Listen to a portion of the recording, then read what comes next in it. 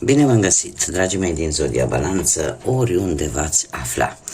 Bine ați venit tuturor pe canalul meu, Tarot Flor de Loto, numele meu este Nina, pentru cei care nu mă cunosc și ca de obicei mă bucur să vă am alături atât pe dragii mei abonați, cum de asemenea și pe cei care poate sunteți pentru prima oară aici pe canal. Azi voi face o lectură specială pentru un eveniment astrologic și astronomic special, și anume marea aliniere a celor 7 planete. Cu ceva timp în urmă am avut o lectură cu cele 6 planete aliniate, o găsiți în lista Tarot 2025, iar din 28 februarie avem parte de cea de-a 7-a planetă, e vorba de Mercur, care se va alătura celorlalte 6, iar împreună vor face această minunată paradă planetară de 7 planete, un eveniment care nu va mai avea loc decât peste destul de multe secole, undeva în anul 2492. Această aliniere este o ocazie unică să manifestăm dorințe Universului. E acea oportunitate pe care Universul ne-o dă, în care noi să putem spune: asta este ceea ce îmi doresc. Desigur,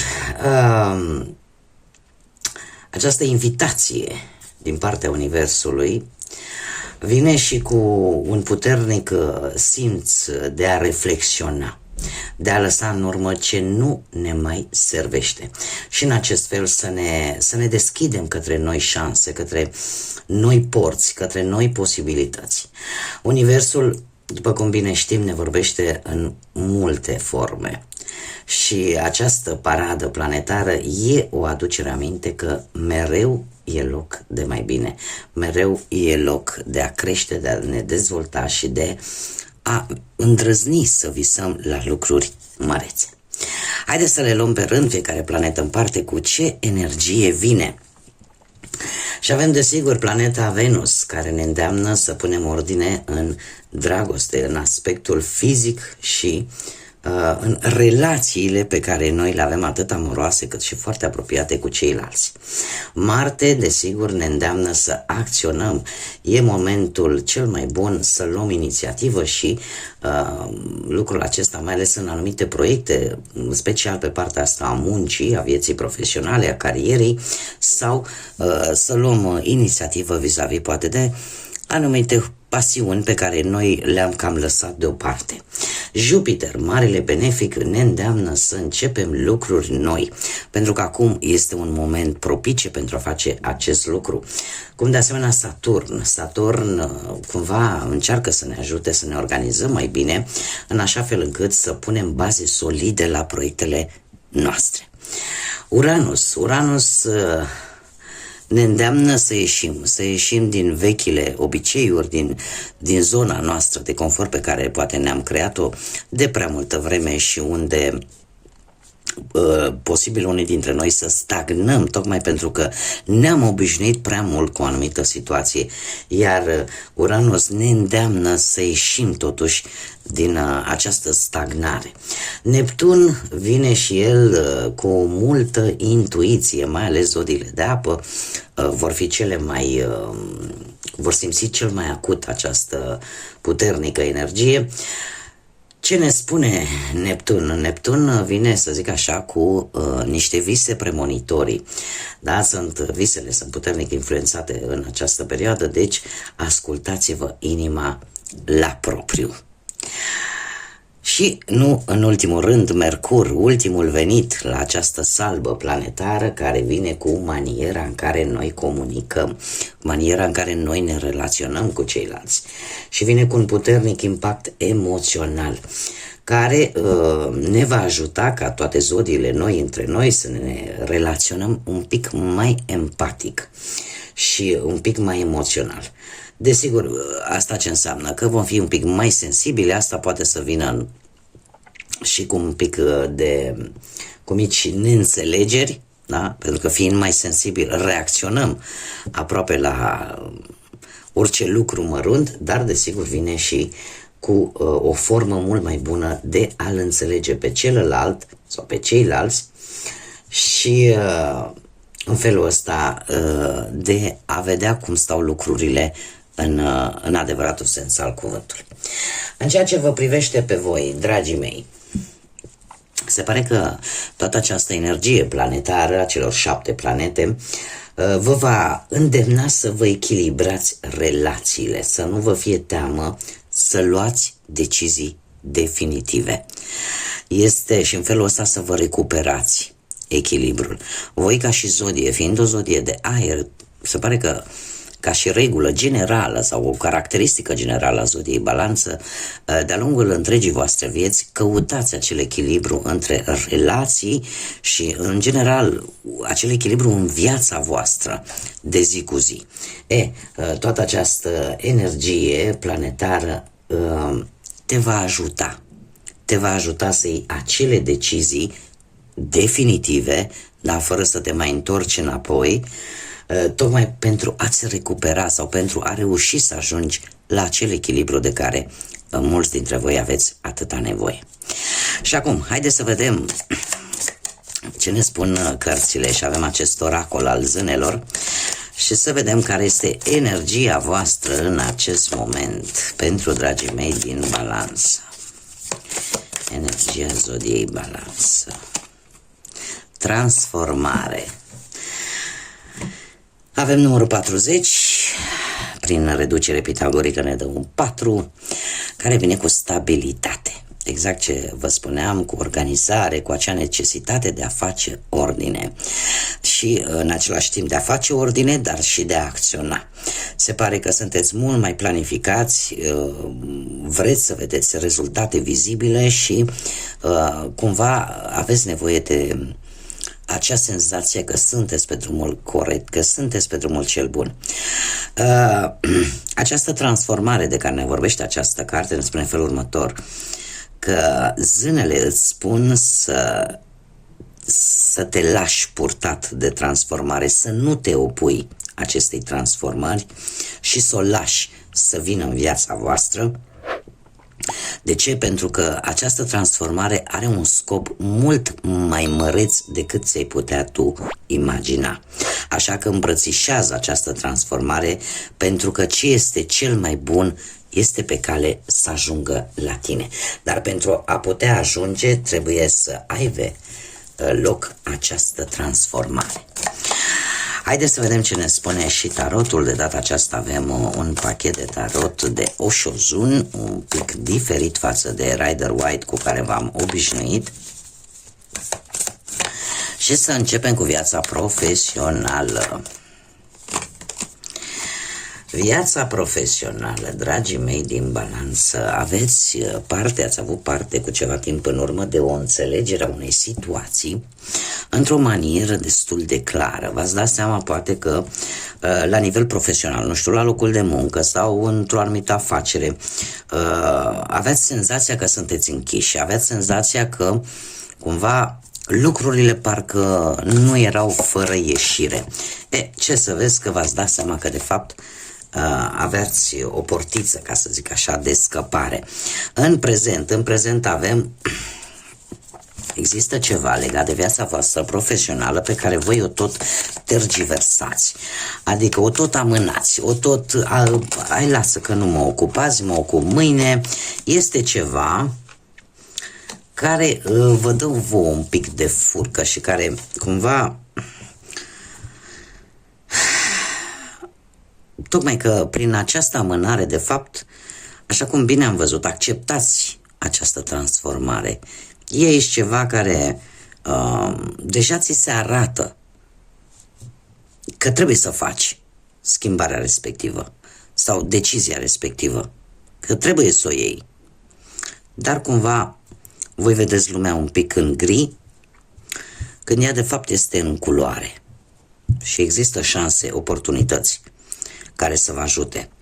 Viitorul apropiat, acest 10 de bâte, vine cu represiune. Asta ce înseamnă? Că sunteți un pic, depuneți foarte mult efort și veți mai depune încă, dar toate aceste eforturi la un moment dat îți vor fi recunoscute.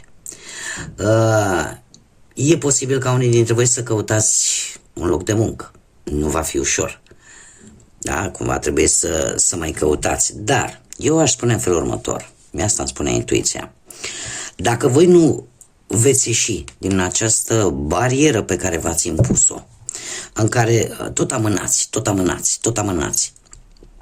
și v-am mai spus, energia planetară pentru această perioadă este tocmai acest lucru, să nu-ți fie teamă să iei decizii. Da? Și să ieși. Cărțile mi-arată energia tocmai datorită acestui aspect din prezent, în care voi tot amânați un anumit lucru care are de văzut cu viața voastră profesională. Iar toate lucrurile astea nu vor face, cu cât amânați mai mult, cu atât vă îngreunați voi situația din punct de vedere profesional sau al carierei. Pentru că veți depune eforturi mult mai mari, când probabil lucrurile s-ar putea rezolva mult mai simplu dacă ați acționa într-un alt fel. Haideți să vedem partea cu bănuții pentru voi, dragilor. Ați avut o perioadă destul de bună din punct de vedere material, aș spune. De ce? Pentru că, nu știu, ori ați câștigat ceva, o sumă de bani, ori ceva, vreo mărire de salariu, ori, nu știu, ceva legat de o casă. Ați avut un câștig cu ceva timp în urmă. În acest moment avem un 8 de cupe care, din punct de vedere financiar, îmi spune că trebuie, sau ești în situația în care trebuie să-ți asumi un risc financiar. Ia stați așa să vedem. Și nu știți ce să faceți.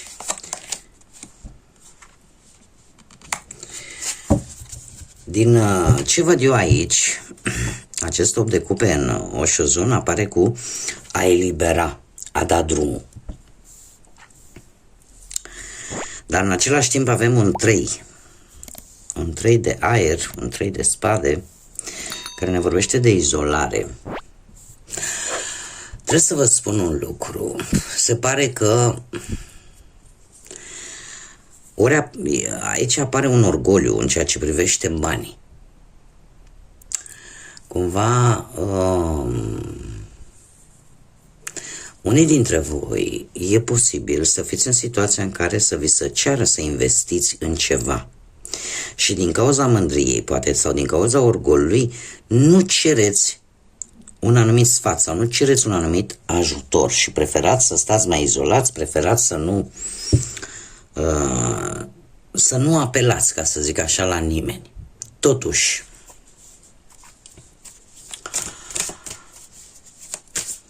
haideți să vedem. Clarificăm.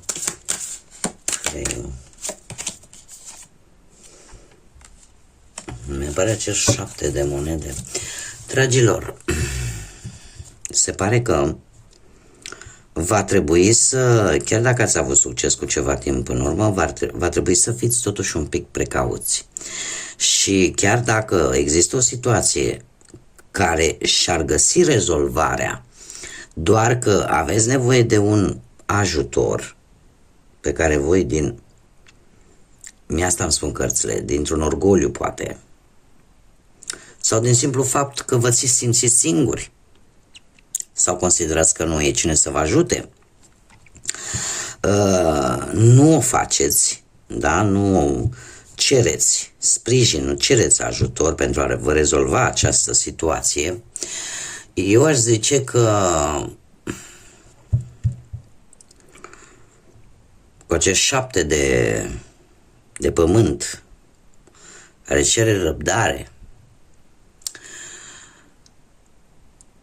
trebuie să vă spun că pentru unii dintre voi, ceea ce voi veți începe în această perioadă, e posibil să aibă rezultate bune în viitor.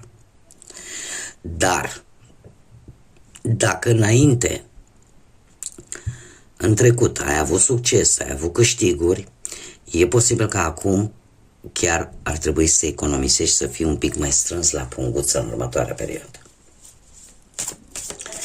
Știți cum e? E ca Ca în proverbul acela, știi, cu ulciorul, care nu merge de multe ori la apă. Pentru că aici totuși e o situație care într-adevăr implică un anumit risc, dar parcă voi vreți să riscați decât pe banii voștri.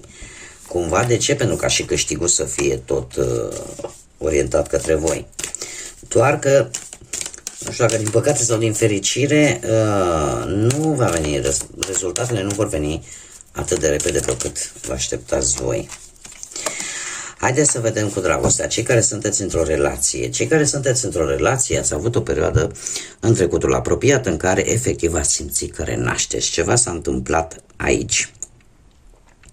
Cu acest 10 de spade.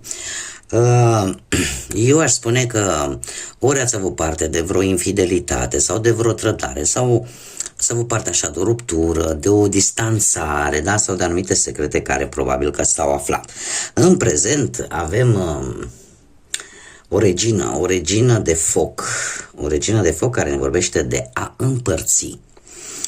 Această regină de foc, nu știu dacă zodiile de foc vă sună, berbec, leu, săgetător, care poate să aibă sau nu legătură cu partenerul vostru, partenera voastră, dar această regină de bâte mie îmi spune că e posibil pentru unii dintre voi ca un copil, dacă acesta există în relație, să fie cumva, să întărească cumva, să fie acel liant de a întări relația.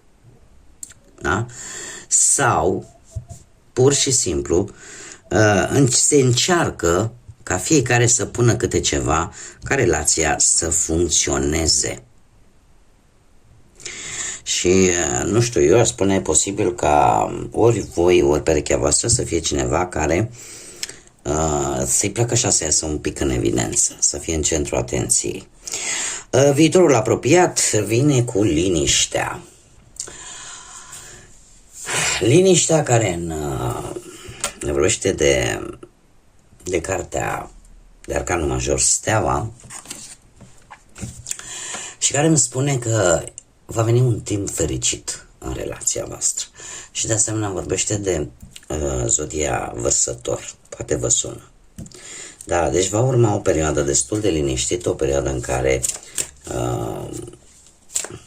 acea liniște benefică va veni în relația voastră, cel puțin o perioadă, și care vă va ajuta. Mesajul sentimental pentru voi, dragilor, avem o conexiune psihică. Se pare că comunicarea dintre voi trece dincolo de cuvinte. E ca și cum ați comunicat telepatic.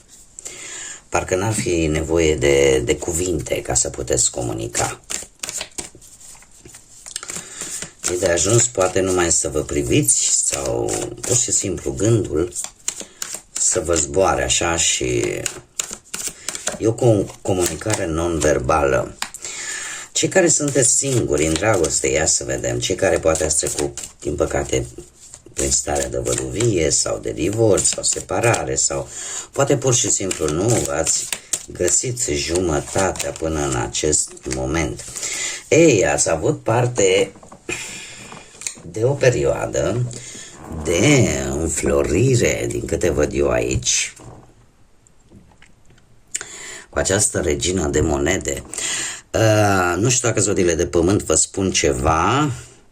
Taur, Fecioară, Capricorn, Berbec de asemenea. Și haideți să mai scoatem o carte, să vedem. Cert este că într-un trecut nu foarte îndepărtat, tot ați încercat, aș zice un pic disperați, să atrageți pe cineva în viața voastră. Tot ați încercat, v-ați bătut, sau poate nu neapărat pe cineva, dar ați depus un efort în a atrage practic iubirea în viața voastră. Avem aici în prezent rebelul, e vorba de împăratul care mie îmi spune că e posibil să găsiți și să aibă succes tot acel efort pe care l-ați depus în trecut și să apară cineva în viața voastră, un pic mai în vârstă decât voi, cu niște ani în plus, și care poate să aibă sau nu legătură, cum am mai spus, ori cu zodia Berbec, ori poate cu zodiile de pământ, Taur, Fecioară sau Capricorn.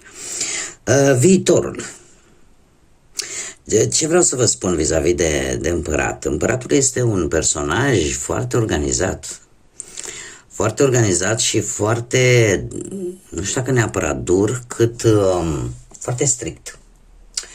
Un personaj care are o atitudine așa foarte autoritară, disciplinată, dar care are o parte materială stabilă, are o poziție posibil socială bună, da, un rang înalt,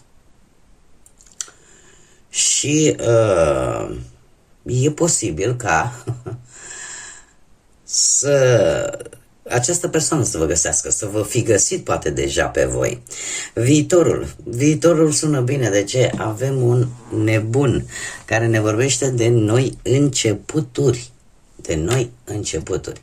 Chiar dacă unul dintre voi e posibil să nu fie pregătit pentru un compromis și încă să vrea așa să mai copilărească, ca să zic așa.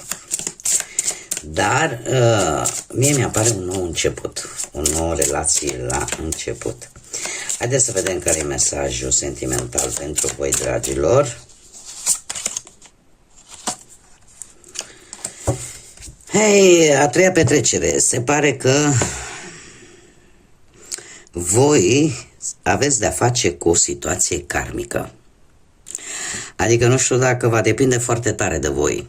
Vis-a-vis de acest nou început, este ceva karmic, ceva care într-un fel sau altul trebuie să se întâmple.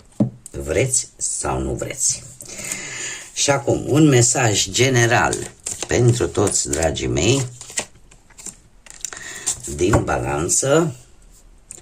Și avem ultimul pătrar de lună în Capricorn, care spune în felul următor: lasă trecutul în urmă. Nu te mai gândi la trecut. Și faptul că avem și zodia Capricorn, asta îmi spune că pentru a avea o energie stabilă, pentru nu știu, cred că unii dintre voi ați așteptat poate prea mult timp, ați întârziat sau nu v-au ieșit multe lucruri, tocmai pentru că încă v-ați agățat de ceva din trecut, indiferent de ce aspect al vieții vorbim. Așa că îndemnul este să lași ceva în urmă, ceva ce nu-ți mai folosește. De altminteri este un îndemn general pe care îl dă toate cele 7 planete. Să fim deschiși către nou.